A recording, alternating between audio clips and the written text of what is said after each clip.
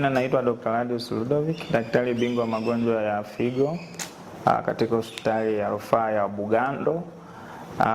Leo napenda tuzungumzie kuhusu magonjwa ya figo. Magonjwa yanayoathiri figo yamegawanyika katika makundi makuu mawili. Magonjwa hayo kuna ugonjwa sugu wa figo na kuna mshtuko wa figo.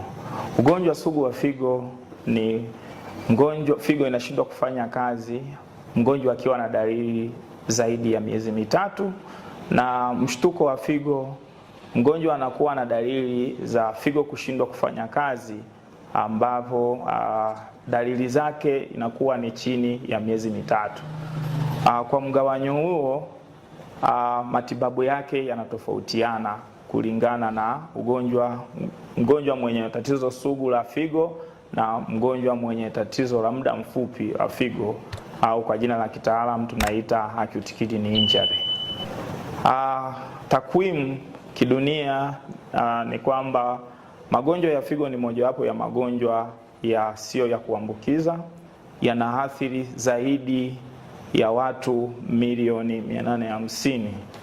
Kwa ufupi ni kwamba zaidi ya watu milioni 850 wanaishi na ugonjwa sugu wa figo, ambapo kila watu 100 watu 10 wanakadiriwa kuwa na tatizo la ugonjwa sugu wa figo.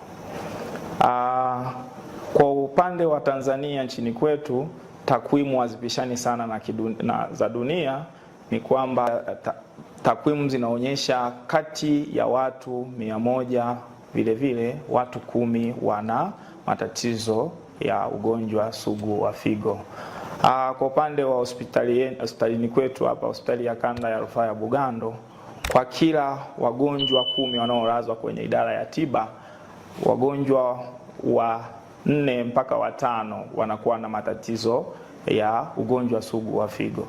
Kwa hiyo ndugu mtangazaji, unaweza ukaona tatizo lilivyo kubwa, hasa kadiri ya muda unavyoendelea.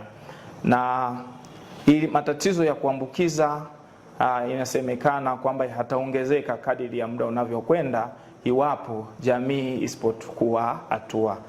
Ndio maana serikali yetu ya Jamhuri ya Muungano wa Tanzania inashauri kupitia Wizara ya Afya, wanashauri watu kujitahidi kujiepusha na tabia ambazo zinaweza zikachangia kuongezeka kwa magonjwa yasiyo kuambukiza, ambapo ugonjwa wa figo ni mmoja kati ya hivyo vitu. Dalili zake ni zipi? Dalili ziko maalum kwa magonjwa ya figo. Labda kabla ya dalili ningependelea kuzungumzia nini kinasababisha magonjwa ya figo. Ugonjwa sugu wa figo hasa unasababishwa na vitu mbalimbali, lakini zaidi ya 70% magonjwa mawili yanachangia pakubwa, ambapo ni ugonjwa wa sukari, wa kisukari kisiothibitiwa, lakini pia na ugonjwa wa shinikizo la damu, high blood pressure, pia na vyenyewe vinasababisha pakubwa. Lakini pia kuna mambo mengine ambayo yanachangia pakubwa kwenye tatizo hili la ugonjwa sugu wa figo. Magonjwa mengine ambayo yanachangia ni magonjwa ya kurithi. Kwa mfano, kuna baadhi ya magonjwa ambayo ukiwa nayo unaweza ukapata tatizo la ugonjwa sugu wa figo. Kuna ugonjwa unaitwa polycystic kidneys, ukiwa nalo kama hilo mwishowe unapata tatizo kama hilo. Lakini kuna watu wengine ambao wanakuwa na unene kupindukia, ni mojawapo ya vitu vinavyosababisha ugonjwa wa watu kama hawa wako kwenye hali ya kuweza kupata ugonjwa sugu wa figo. Lakini magonjwa mengine ni mfano magonjwa ya mfumo wa mkojo yanayojirudia rudia, tunasema UTI inayojirudia rudia. Kwa mgonjwa kama huyu yuko kwenye hali hatarishi ya kuweza kupata ugonjwa sugu wa figo. Lakini kuna maambukizi mengine ambayo pia yanaweza yakaleta magonjwa sugu ya figo. Lakini kwa upande wa vitu vingine vinaweza vikasababisha ni tatizo la mshtuko wa figo au tunasema acute kidney injury kama haikutibiwa vizuri, kwa mfano kwa kina mama wanaojifungua, wanaotoka damu sana, au kwa wagonjwa wanaotapika au kuharisha kwa muda mrefu, wamepoteza maji mengi, wanaweza kupata mshtuko wa figo au acute kidney injury. Sasa hiyo isipotibiwa kwa wakati, huwa mara nyingi inaweza ikaenda mbele zaidi, ikaenda kwenye ugonjwa sugu wa figo. Matatizo ni mengi yanayoweza kusababisha tatizo ugonjwa sugu wa figo. Mojawapo ingine ambao kwenye jamii tunaipigia kelele watu wapate elimu ni matumizi yasiyo sahihi ya dawa za maumivu zenye jamii ya diclofenac. Unakuta mtu anaenda kununua dawa bila kuandikiwa, na zile dawa anazitumia kwa muda mrefu. Zile dawa huwa zina viambata ambavyo vinaenda kuharibu figo. Kwa hiyo watu wenye maumivu hasa joints, kwa watu wenye umri mkubwa wako kwenye hatari ya kupata matatizo haya, ugonjwa sugu wa figo, iwapo wataendekeza matumizi yasiyothibitiwa na madaktari kwa dawa hizi ambazo za jamii ya diclofenac. Lakini kuna matumizi ambayo ya mitishamba ya dawa ambazo hazijathibitiwa ambazo huwa pia zina viambata ambavyo ukizitumia pia neidha kwa muda mrefu au kwa muda mfupi, lakini unaweza ukapata matatizo au ugonjwa sugu wa figo. Kwa ufupi, hivyo ndo vitu vinavyosababisha kwa wingi kwa matatizo au ugonjwa sugu wa figo. Lakini bila kusahau kitu ambacho ni muhimu pia, watu wanaotumia pombe kwa kiasi kikubwa au kwa wingi, mara kwa mara mtu anakunywa pombe nyingi kupindukia, pia yuko kwenye hali hatarishi ya kupata magonjwa au ugonjwa sugu wa figo. Pia watu wanaovuta sigara pia na wenyewe hawajathaurika, wako kwenye hali hatarishi ya kupata matatizo ya ugonjwa sugu wa figo. Nani anapata tatizo hili la ugonjwa sugu wa figo? Ndugu mtangazaji, ni kwamba watu wote wako kwenye uwezekano, kila mtu anaweza akapata tatizo la ugonjwa sugu wa figo. Lakini kwa mujibu wa takwimu inaonyesha watu wenye umri mkubwa, watu wanaovuta sigara, watu wenye vilibatumbo tunasema vitambi, au kwa jina unene kupindukia, watu wako kwenye hali ambayo ni kubwa zaidi au hali hatarishi zaidi kupata matatizo kama haya ya ugonjwa sugu wa figo. Kwa upande wa dalili kama nilivyosema ni kwamba zinatofautiana.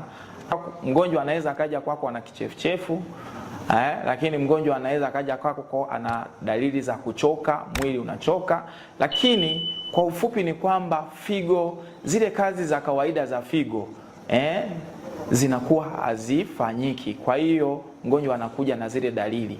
Mojawapo, figo ina kazi ya kutengeneza damu, inasaidia katika utengenezaji damu. Kwa hiyo mgonjwa ambaye ana tatizo sugu la ugonjwa wa figo huwa mara nyingi anapata tatizo la upungufu wa damu mara kwa mara. Lakini pia mgonjwa kazi mojawapo ya figo ni kuhakikisha kwamba inatoa sumu mwilini. Zile sumu zinaporundikana mwilini, mgonjwa anakuja kwako akiwa na dalili za anakwambia hamu ya kula inapungua, lakini ana kichefuchefu, anatapika, kifua kinabana, miguu imevimba. Lakini kitu ambacho mara nyingi watu wanakuja nacho hospitalini, anakuambia alikuwa amezoea kwenda haja ndogo, kukojoa mara 2, mara 4 au mara 5 seme kwa siku, lakini akija kwako anakuambia mkojo wangu muda ambao nilikuwa nimezoea kwenda umepungua. Lakini pia hata mkojo ambao nilikuwa nimezoea kuutoa umepungua, pamoja na kwamba nakunywa maji kawaida. Kwa hiyo hivyo vitu ambavyo mara nyingi hizo ni dalili ambazo mtu anaweza kuja nazo. Lakini kwa hatua ya ugonjwa wa figo ambayo imeenda zaidi, ambao tunasema kwenye advanced stage, ni kwamba mgonjwa anaweza akaja kwako analalamika usingizi, hapati usingizi wa kutosha au analala sana. Hizi ni mojawapo ya dalili za matatizo ya figo. Lakini miguu kuwaka moto, tunasema ganzi, mgonjwa atakuja analalamika, ni mojawapo ya dalili za matatizo ugonjwa sugu wa figo. Dalili zingine ambazo anaweza kuja nazo ni pamoja na kama anaweza kaja kwamba ana dalili za kifafa, mgonjwa anapata kifafa, lakini pia kupoteza kumbukumbu na kuchanganyikiwa. Dalili ni nyingi kwa upande wa ugonjwa wa figo, dalili ni nyingi na wakati mwingine zinaendana au zinashabihiana na baadhi ya magonjwa mengine. Mwishoni kabisa, labda nini kifanyike ili kuzuia matatizo ya ugonjwa sugu wa figo? Kinachotakiwa kufanyika ni kwamba jamii kwa ujumla, wale ambao hawajaugua, wajenge tabia ya kuishi kadiri ya miongozo ya afya inavyowataka kuishi. Serikali ya Jamhuri ya Muungano wa Tanzania kupitia Wizara ya Afya inahamasisha watu kufanya mazoezi mara 3 kwa wiki. Angalau kila ukifanya basi angalau nusu saa, uhakikishe umetoka jasho. Umetoka jasho, moyo umefanya kazi, si ndio? Umechoma yale mafuta ambayo hayahitajiki. Katika kufanya hivyo utapunguza kwa kiasi kikubwa sana upatikanaji wa magonjwa yasiyoambukiza, magonjwa ya moyo, magonjwa ya figo, magonjwa ya sukari, lakini shinikizo la juu la damu ambao tunasema high blood pressure, ambavyo pamoja na unene uliopindukia, ambavyo hivyo vitu vyote kwa pamoja vinachangia pakubwa kwenye upatikanaji wa ugonjwa sugu wa figo. Kwa hiyo naweza nikahamasisha napenda kuhamasisha jamii iweze kuzingatia hayo mambo. Lakini kuna matumizi, kuna chumvi, chumvi, kuna watu wanapenda sana chumvi. Unapikwa chumvi, pamoja kwamba inatosha, anapenda kuongeza chumvi. Iliwe kwa wastani, isiliwe. Tunapenda kushauri kwamba chakula kikiletwa mezani kina chumvi ya kawaida, si vyema kuongeza chumvi pale mezani. So vyema kuongeza chumvi pale mezani. Lakini kwa upande wa mafuta, na tunahamasisha matumizi ya mafuta yanayotokana na mimea ambayo mara nyingi hayana cholesterol kwa wingi, rehemu inakuwa ni ndogo ukilinganisha na yanayotoka sehemu zingine kama kwa wanyama, vitu kama hivyo. Kwa hiyo jamii inashauriwa izingatie hiyo miongozo. Lakini kwa wale ambao tayari wamegundulika wana magonjwa ambayo yanasababisha kwa kiasi kikubwa ugonjwa sugu wa figo, na washauri wao wanaenda hospitali ambapo kuna mtaalamu kwa ajili ya kufuatilia jinsi wanavyoendelea kadiri walivyoelekezwa. Lakini ni vizuri kupima angalau ndani ya miezi 3, umepima mkojo, miezi 6 umepima mkojo, umepima sukari, umepima pressure. Kwa njia ambayo ni nyepesi tunasema tambua namba zako. Tambua namba zako. Ni vizuri ukajua basi sukari yako ni ngapi, ukajua pressure yako ya kawaida huwa ni ngapi.